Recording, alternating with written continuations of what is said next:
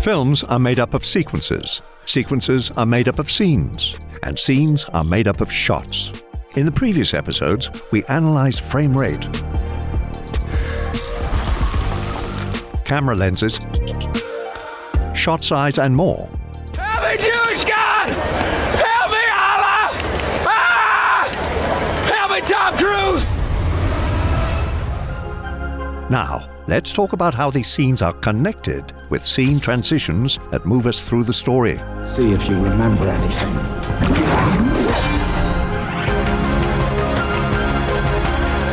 This is episode 9 of The Shot List.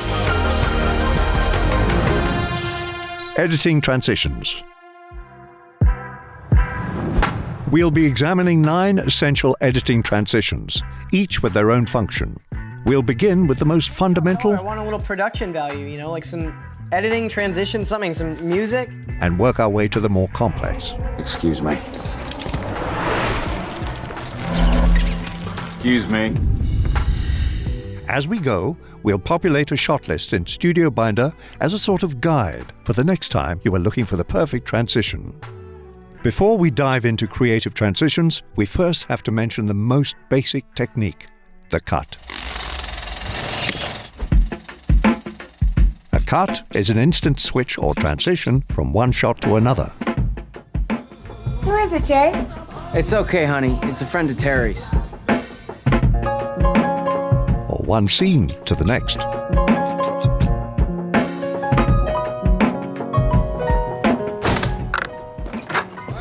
And it is by far the most common way to transition between scenes.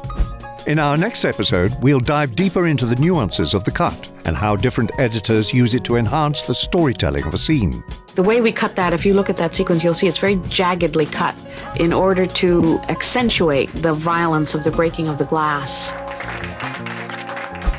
Now, let's look at our first creative transition, the fade. One of the original editing transitions that is still used today is the fade. A fade is when a shot dissolves to or from a solid color, usually black or white. A fade from black is a common way to open a film, as it eases the audience into the beginning of the story.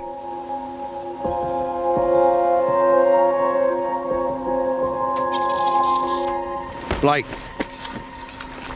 Sorry, Sarge. pick a man. Bring your kit. Yes, Sarge.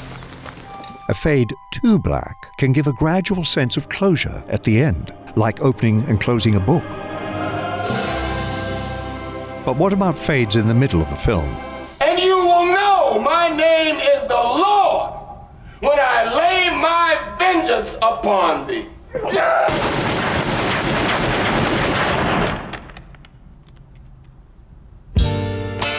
This is similar to the end of a chapter. A fade to black deliberately pauses any momentum, giving the audience a moment to breathe or reflect on what just transpired. Pulp Fiction uses the fade to black between all 3 of its chapters. Editors can also fade in and out of shots within the same scene as a stylistic choice. This is also known as a dip to black, as we can see here in Gone Girl. It's not even close! What scared me wasn't that he'd pushed me. What scared me was how much he wanted to hurt me more. What scared me was that I'd finally realized I am frightened of my own husband. A much less common type of fade is the fade to white. Most commonly used to represent a character entering a dream or dying. Times are getting serious, all I have is words. In contrast to black, a fade to white can also leave an ending up for interpretation. Let's go get some help. Go get some help! It was perfect. In this final scene from Black Swan, a fade to white does not create a sense of closure, but rather ambiguity. Does Nina die or not? If you want to fade into another shot rather than to black, opt for our next transition, the dissolve. Nice dissolve. Like the fade, the dissolve utilizes a gradual transition, only this time it transitions directly into another shot. Traditionally, dissolves are used to suggest a longer passage of time between scenes, or shots within the same scene, more than we'd expect from a simple cut. God put this here for me and you. Take advantage, man. Take advantage. I'm in love with marriage and she's my main thing. She makes me feel alright. She makes my heart sing. Or as a way to signal a memory. Hermoso huipil lleva virgen te creí.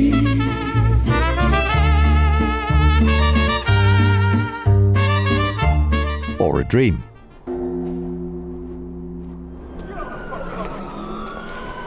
What's going on? What's the problem here?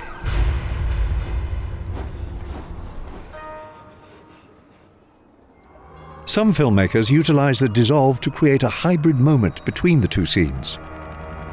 When two shots dissolve into each other, they create a third shot in which both shots are shown within the frame simultaneously. This is known as superimposition. In this editing transition from The Godfather, Part 2, we dissolve from a shot of Michael Corleone to a shot of his father.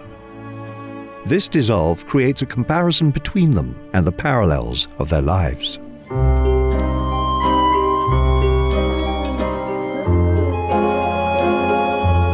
Another type of transition that draws connections between two shots in a less gradual way is the match cut. Scott! What?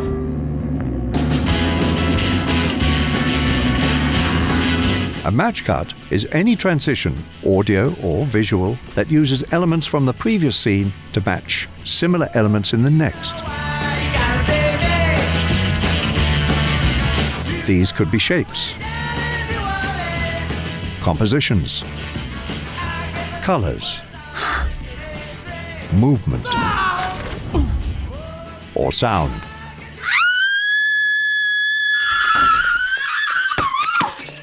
Unlike the gradual dissolve, a match cut connects the two shots instantly. This connection can subconsciously cause the audience to draw on similarities or differences between the scenes. A match cut can also bridge time and space, like in Kubrick's iconic match cut from 2001.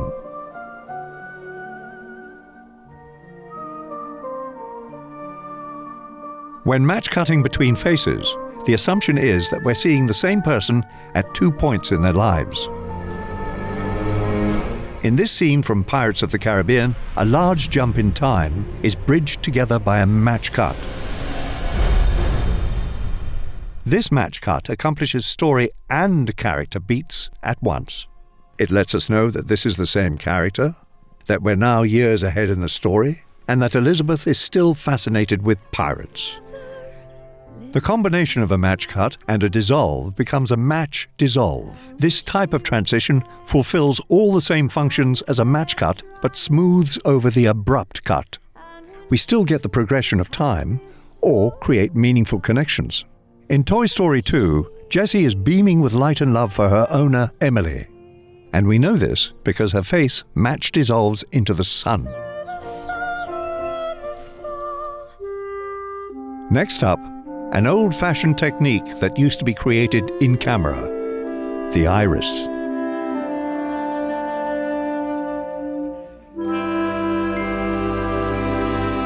In the early days, iris transitions were a manual effect achieved by opening or closing a camera's iris or aperture. The iris transition was commonly used like a fade in early cinema to open or close a film. The iris has since become rather outdated. However, in modern cinema, some filmmakers use the iris as a more stylistic choice. It's a great way to focus on a specific element, a visual technique similar to a zoom-in that focuses the entirety of the scene on a single emotion or idea.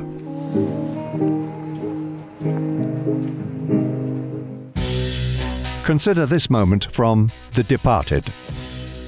Colin Sullivan has just graduated from Police Academy and been promoted to detective. Watch how Scorsese and his editor Thelma Schoonmaker visualize this moment. Colin is framed as tiny and insignificant, just another anonymous individual. But then the iris opens up to reveal the massive police headquarters and the power that has now been granted to him. The world is literally opening up for him. Congratulations on passing the detective's exam and welcome to the Special Investigation Unit. Whoop-de-fucking-do.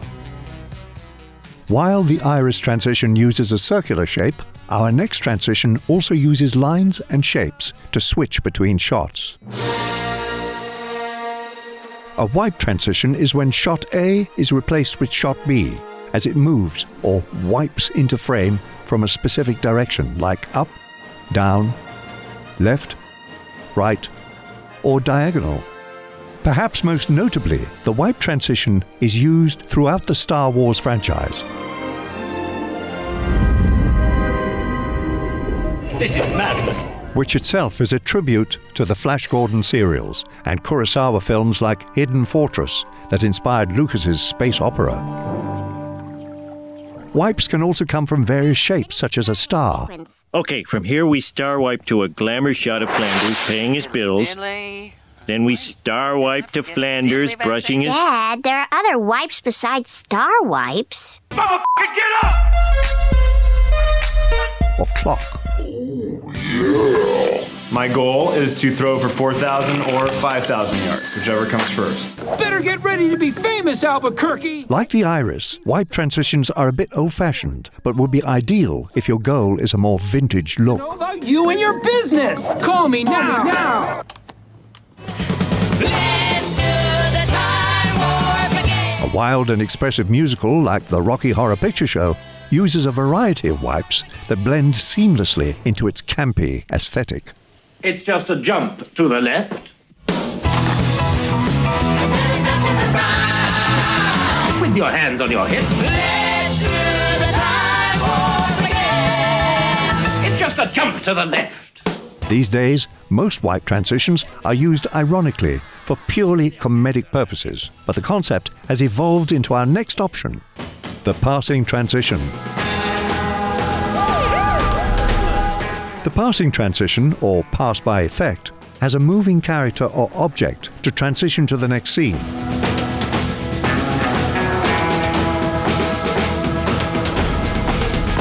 Or it has the camera itself move past the object. So boring. I cannot believe the music they put on while we work. Edgar Wright and his editors have nearly perfected the pass-by effect. In these transitions, often paired with strategic sound design, the momentum between scenes never skips a beat. Oh man, this is gonna suck. At least it'll give us something to complain about. Oh man, this sucks. Also known as a masked transition, these are more seamless than the traditional wipe. Passing transitions are often used to hide the cut, and they can be used to add a hyper-stylized aesthetic. Another great editing technique that can add energy to your transitions is the whip pan. A whip pan, or swish pan, is a quick horizontal camera rotation that blurs the image. While it is commonly used mid-scene, it can also be used as a scene transition, which can be highly advantageous when you want to sustain momentum from the previous scene.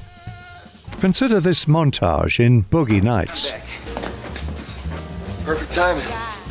As the characters fly through a rapid succession of scenes, fueled by drugs. What took you so long, man? Simply cutting between these scenes wouldn't give us the dizzying effect that accentuates their hectic mental state. If you're looking for a rather abrupt editing transition rather than something smooth, look no further than the smash cut.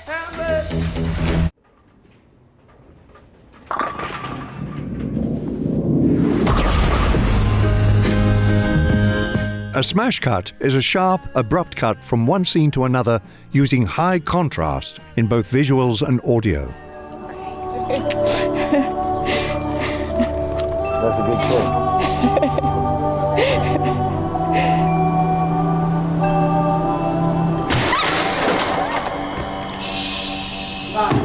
Money on the counter. Give me the real stuff, don't give me the fake stuff. I know what it is. This can be between quiet and loud. Little man, I give the watch to you.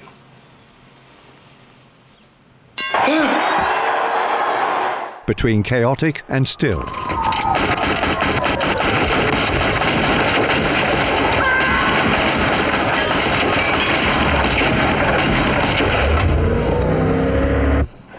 Tagged a couple of cops.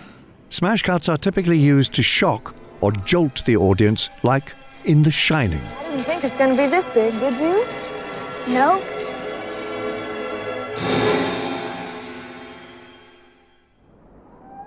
A very common application is when a character startles awake from a dream, like here in Shutter Island.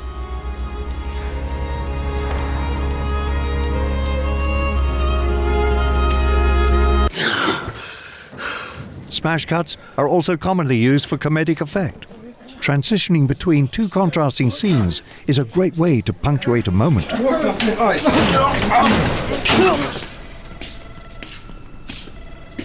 Hey, could I use your guys' phone for a sec?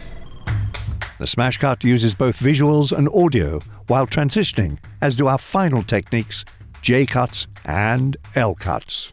There are two primary types of audio transitions, the J cut and the L cut. These terms derive from the way the edit looks, like a J or an L within an editing timeline. A J cut or pre-lap is when the audio of the next scene precedes the image. In other words, the audience hears the audio from scene B while still seeing scene A. 7, 6, 5, main engine start, 4, 3, 2, 1, booster ignition and...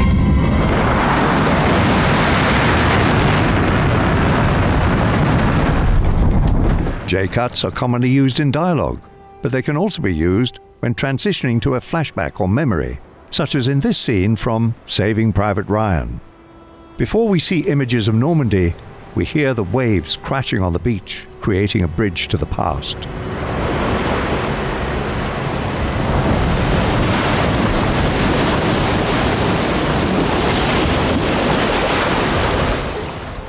But with an L-cut, the audio from a preceding scene carries over into the following scene. This is often used for narration. Our thankfulness at the escape of our army must not blind us to the fact that what has happened in France and Belgium is a colossal military disaster. We must expect another blow to be struck almost immediately. The real power of J-cuts and L-cuts are how they can create new context using sound and image. Sound A plus image B creates a more complicated and nuanced meaning. We shall fight with growing confidence and growing strength in the air until, in God's good time, the new world with all its power and might steps forth to the rescue and the liberation of the old. So, these are the most commonly used editing transitions, but they aren't the only options available. You could use a push transition, a zoom, a luma key, a barrel roll. Oh, hi, Mark. There are endless options available. Hi, doggy. What transitions did we leave out? What are your favorites? Let us know in the comments. In the description, you'll find a link to this full shot list and storyboard in Studio Binder. Knowing what transitions you have at your disposal and how they work will help you create momentum, make connections, and keep the audience engaged.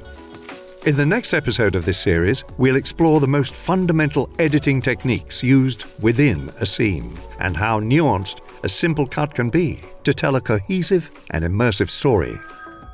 See you in the next episode.